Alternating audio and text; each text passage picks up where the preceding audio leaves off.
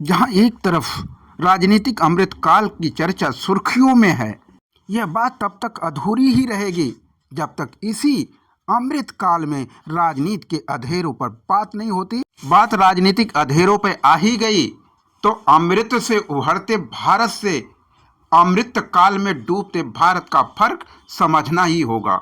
उसके लिए उसके रास्ते भी ढूंढने होंगे। तो बात कांसी राम से शुरू होगी।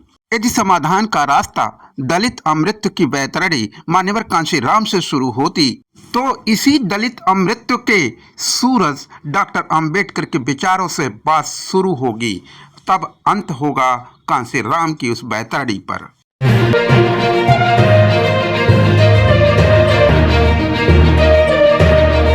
नमस्कार मित्रों, न्याय मित्र भारत की बात में आप सबका स्वागत। दलित अमृत के सूरज का चिंतन स्वतंत्रता, समानता, बंधुत्व और न्याय के दर्शन से ही शुरू होता है।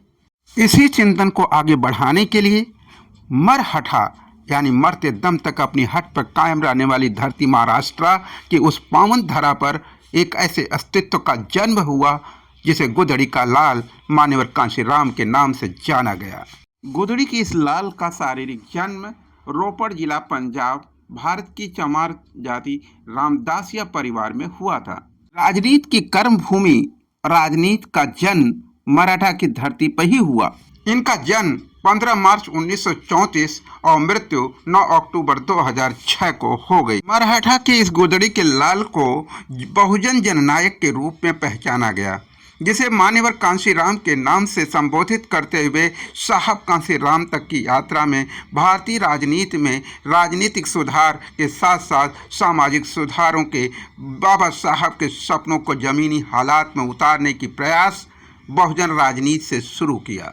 लक्ष्य और उपलक्ष्य के ताने बाने से सजी राजनीति के कूड़ेदान से अमृत के उस घड़े को ढूंढना था जो बराबरी, भाईचारा के दो पांव के दम पर सहयोग और सेवा के दो भुजाओं की शक्ति से सुसज्जित नीति, नियति और नैतिकता की बैतरणी वाली गंगा को जन्म दे सके। इसी गंगा का नाम पड़ा बामसेफ।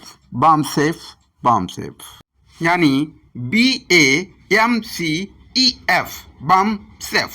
बामसेफ का फुल फॉर्म क्या, अंग्रेजी में पहले सुनिए। Backward and minority communities employees federation. क्या, फिर से सुनिए। Backward and minority communities employees federation. BAMCEF अनुसूचित जाति, अनुसूचित जनजाति और सामाजिक, आर्थिक, राजनीतिक रूप से पिछड़े OBC व इन समुदायों के धर्मांतरित अल्पसंख्यकों के कर्मचारियों का अखिल भारतीय संगठन है।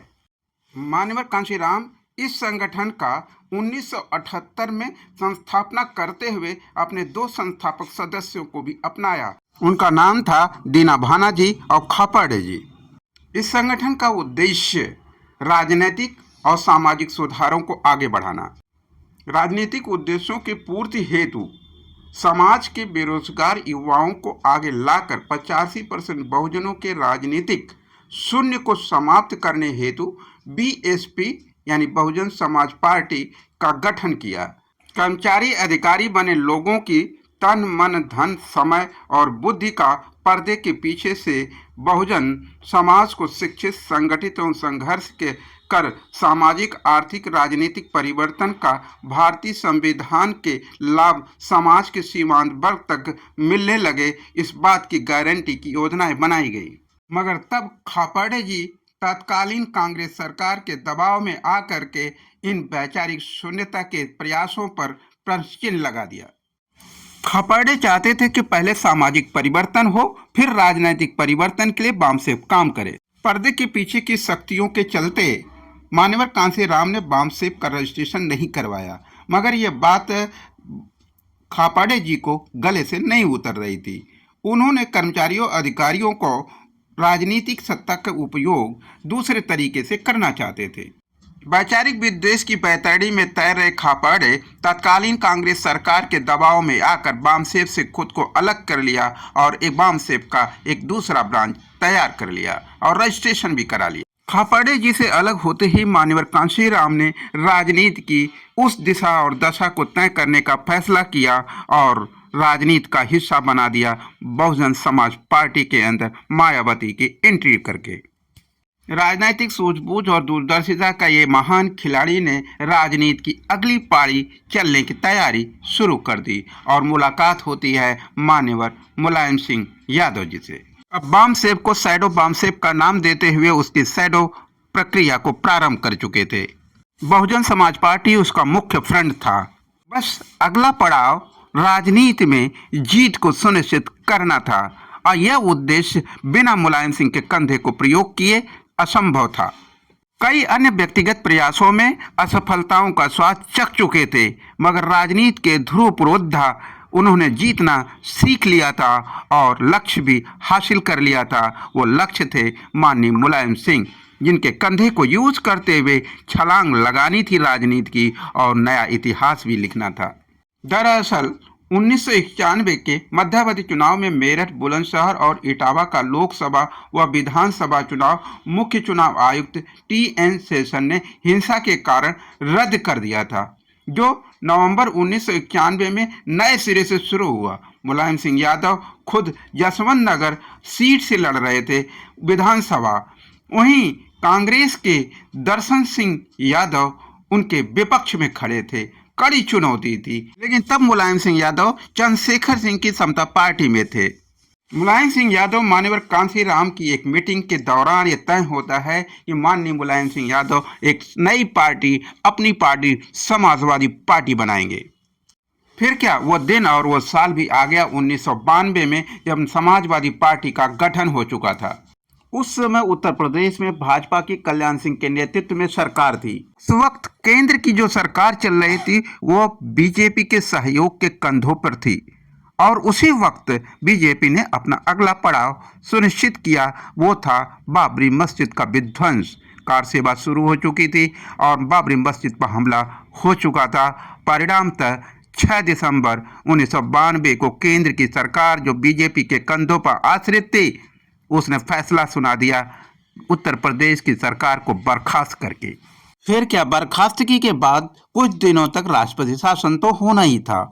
इसी दौरान कुछ समय बाद 6 महीने का ये राष्ट्रपति शासन का पीरियड था और नेताजी को मौका मिलता है एक उपचुनाव लड़ने का। वह दिन और साल था 1993 का। अब यही दौरान था जब मान्यवर कांशीराम ने जो अपने दोस्ती का रिश्ता नेताजी के साथ बढ़ाया था, वह अपने परचम तक पहुंचने वाला था। 1993 में सपा का, नवजात सपा का बसपा के साथ एक नवजात बसपा भी थी, दोनों का आपसी संगठन गठबंधन में परिवर्तित हो जाता। बसपा का नारा, जिसकी जितनी संख्या भारी उसकी उतनी हिस्सेदारी, राजनीतिक पहल का एक नया ताना बाना बूंद देता ये छोटा सा नारा। बहुजन स्वराज की राजनीति की बैतरणी से निकला हुआ अमृत का शब्द बसपा का वो नारा ही था जो मान्यवर कांशीराम की जुबान से निकला था। जिसकी जितनी संख्या उसकी उतनी हिस्सेदारी को सुनिश्चित करने के लिए आज की वर्तमान राजनीति पीडीए कहलाती। पीडीए के प्रमुख माननीय मुलायम सिंह नेताजी के सुपुत्र आदरणीय अखिलेश यादव जी। 1993 के गठबंधन का संक्षिप्त दृश्य। 1993 में समाजवादी पार्टी ने 256 सीटों पर और बहुजन समाज पार्टी ने 164 सीटों पर विधानसभा के लिए चुनाव लड़ने का फैसला किया। पीडीए यानी 85%, जो अब 90% हैं, यानी पिछड़ा, दलित और अल्पसंख्यक। राजनीति की बैतरणी की जिम्मेदारियां मान्यवर कांशीराम ने आदरणीय मायावती जी के हाथों में सौंपने की गलती कर ही दिया और वो गलती आज के प्रमाणिक हालात की सच्चाई को बयां भी कर रही। स्वभावतः नेताजी को मुख्यमंत्री बनना था और वो बने, लेकिन पार्टनरशिप थी आदरणीय बहन मायावती जी के साथ। बहन मायावती जी को राजनीति सीखनी थी और उन्होंने नेताजी के संरक्षण में राजनीति के गुण धर्म सीखा भी और चरखा दाव का जवाब भी ढूंढा। नेताजी चरखा दाव के लिए जाने जाते तो मायावती जी उसका उत्तर ढूंढने की कलाबाजियां भी ढूंढने लगी थी। बस टकराव तो होना ही था और सत्ता का परिवर्तन भी स्वाभाविक चरित्र का हिस्सा था। बीजेपी जिसे मुंह में सत्ता का खून लग चुका था, मगर वो अपने हाथ से निकल चुका था। जब तक इन दोनों के बीच में गठबंधन रहता, तब तक बीजेपी और कांग्रेस की सत्ता बहुत ही एक नामुमकिन विकल्प था, मगर उस विकल्प को स्वाभाविक बनाने का रणनीति और राजनीति की चादर फैला दी गई थी। काश मायावती जी उस राजनीति की चादर के पीछे छुपे हुए कूटनीतिक चालों को समझ पाती तो आज भारतीय राजनीति की परिभाषा कुछ और होती। अब भारत बदहाली के जंगल में जो घिरा हुआ है, राजनीतिक अंधेरों की तूफानों से लड़ रहा है, बहुसंख्यक समाज, युवा भ्रमित है, बेरोजगार है, महंगाई उसके गले नोच रही है। मगर दुर्भाग्य बहुजन स्वराज के सपने कांशीराम के अधूरे ही रहे और उस स्वराज की बुनियाद पर जमी बहुजन समाज पार्टी अपने चरित्र को ही भूल गई। डॉक्टर अंबेडकर के सपने को जमीन पर उतारने का वो संकल्प भी विषैले रास्ते में छोड़ दिया। तमाम राजनैतिक उथल पुथल के बीच मान्यवर कांशीराम मानसिक रूप से, शारीरिक रूप से बीमार रहने लग गए। मायावती जी मुख्यमंत्री बनी और कई बार बनी, मगर राजनीति में संरक्षण उनका स्वाभाविक चरित्र नहीं था। स्वास्थ्य गिरता गया और मृत्यु नज़दीक आती गई और 9 अक्टूबर 2006 वो दिन, वो रात थी, वो काली रात जो उनको निगल गई और भारतीय राजनीति में समाजवाद और बहुजन स्वराज का सपना अधूरा ही रह गया। 2019 केंद्रीय चुनावों को लेकर के गठबंधन बना था, जिसमें समाजवादी पार्टी को मात्र 5 सीटें मिली और बसपा को 0 से 10 सीटों पर पहुंचने का मौका मिला। मगर फिर भी आरोप सपा पे लगा कि सपा ने लापरवाही किया, अपने वोट ट्रांसफर कराने की जिम्मेदारी नहीं निभाई, इसलिए बसपा ने सपा से अपना रिश्ता पुनः तोड़ लिया। बहुजन स्वराज के सपने पर वो काली दिन, वो काली रात भी आ ही जाती जब मायावती सुप्रीमो बसपा एक फैसला लेती और कहती कि आने वाले राजनीतिक चुनावों में सपा और कांग्रेस के साथ वो कोई समझौता नहीं कर सकती। राजनीति में अब अकेले चलने का दम उनका स्वाभाविक चरित्र था। मान्यवर कांशीराम की असामयिक अस्वस्थता और अस्वस्थता से राजनीति में शुचिता की स्थापना का अभाव व्यवहारिक बन गया और वो अभाव राजनीति में न्याय मित्रता का धर्म संकल्प का रास्ता तय नहीं करने दिया और आज तक भ्रष्ट राजनीति ने अपनी चादर मजबूत कर ली है और चारों तरफ फैला दिया है, जिसके आगोश में संपूर्ण भारतीय राजनीति और बहुजनों का हित भ्रष्ट राजनीतिक आंधियों में मानो तूफान का हिस्सा बन गया और वो ढूंढने पर भी दिखाई नहीं देता। कारण बराबरी, भाईचारा और सहभागिता का अंत हो जाना। वो बराबरी, भाईचारा और सहभागिता जिसकी बुनियाद थी भारतीय बहुसंख्यक संयुक्त परिवार के पुरोधा आदरणीय अखिलेश यादव अपने दायित्व को निभा पाएंगे। यह एक प्रश्न चिन्ह है राजनीति के भविष्य के गर्भ में छुपा हुआ। बसपा सुप्रीमो के आगे पीछे अगल बगल आखिर वो कौन लोग हैं जो कांशीराम और डॉक्टर साहब के सपने को अधूरा रखना चाहते और कभी भी बहुजन समाज के रिश्ते और उसके गठबंधन को कामयाब नहीं होने देते।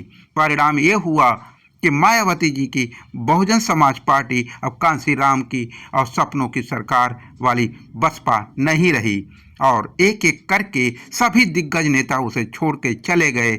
अंत में बचे आदरणीय मायावती जी और उनके सचिव mister Satish Mishra ji. BBC news power की ये छोटी सी स्टोरी जो सच्ची कहानियों पर व्यवहारिक ज़मीन पर आधारित थी। यदि आपको पसंद आया तो कृपया चैनल को सब्सक्राइब, लाइक और शेयर अवश्य करें। Thank you so